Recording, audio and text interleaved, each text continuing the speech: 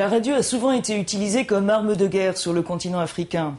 Nous sommes cette semaine avec Kadi Adzouba, journaliste pour Radio Okapi en République démocratique du Congo. Contre vents et marées, elle met sa voix au service de la paix. Bonjour fidèles auditeurs, c'est Kadi Adzouba et derrière la baie vitrée, il est là Emmanuel Kanagaro, bienvenue.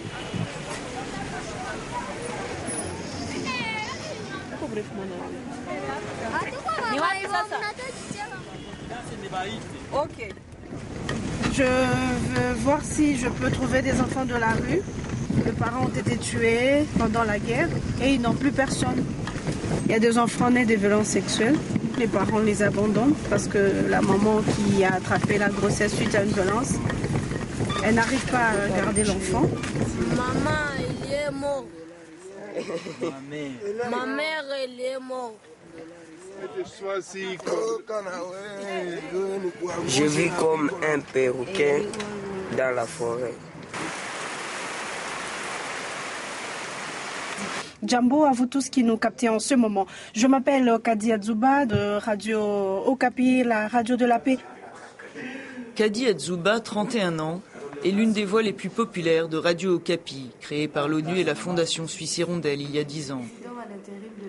Jour et nuit, elle parcourt sa province du Sud Kivu, à l'est du pays, pour décrire les réalités d'une société marquée par la guerre.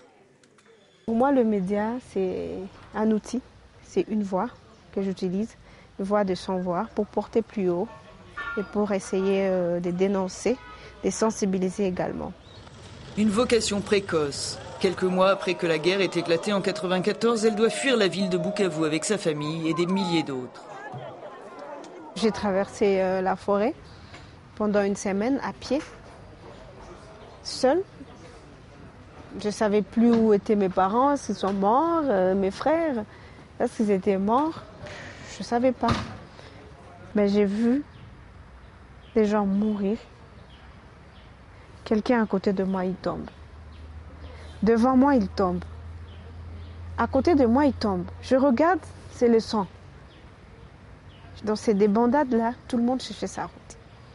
Tout le monde cherchait sa route. Ça, je n'oublierai jamais. Ça, j'oublierai jamais. Si la guerre est officiellement finie en RDC, celle de Kadi ne l'est pas, tant que des groupes armés continueront à sévir dans l'est du pays.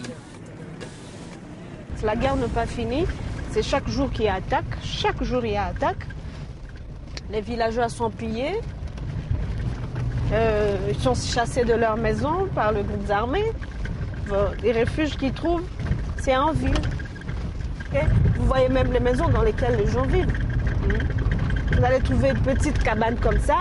C'est toute une famille de 15, 18, 20 personnes. La misère l'indigne, celle des femmes plus que tout. Elle interviewe ce jour-là des survivantes recueillies par une association basée à Bukavu qui les aide à se reconstruire via un soutien thérapeutique et des formations professionnelles. Tour à tour, esclave sexuelle de miliciens rwandais puis violée par des militaires congolais, cette jeune femme réapprend à espérer. Tu vas passer 6 mois ici et après, qu'est-ce que tu vas faire?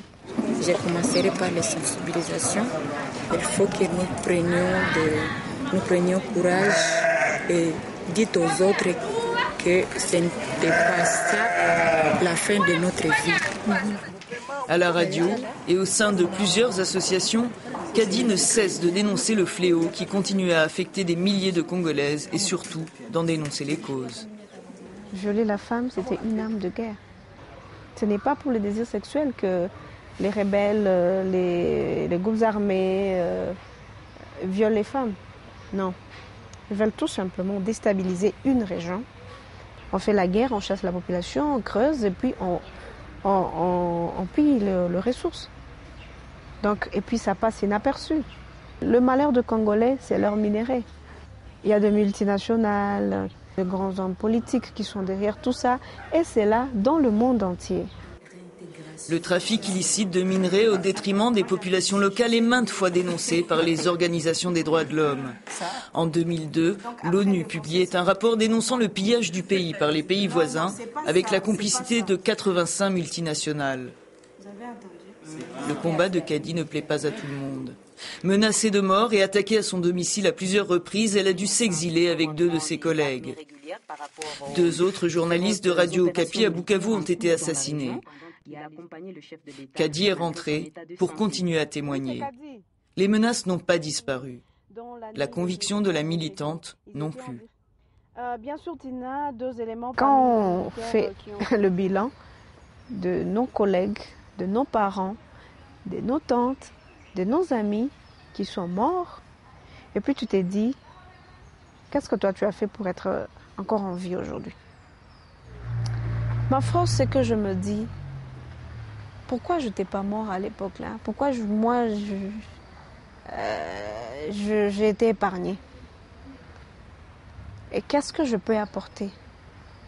Comment est-ce que je peux faire pour contribuer, ne fût-ce qu'un tout petit peu pour la paix dans mon pays, un tout petit peu. C'est la fin de notre édition congolaise de Women and War. Retrouvez-nous le mois prochain en Irak.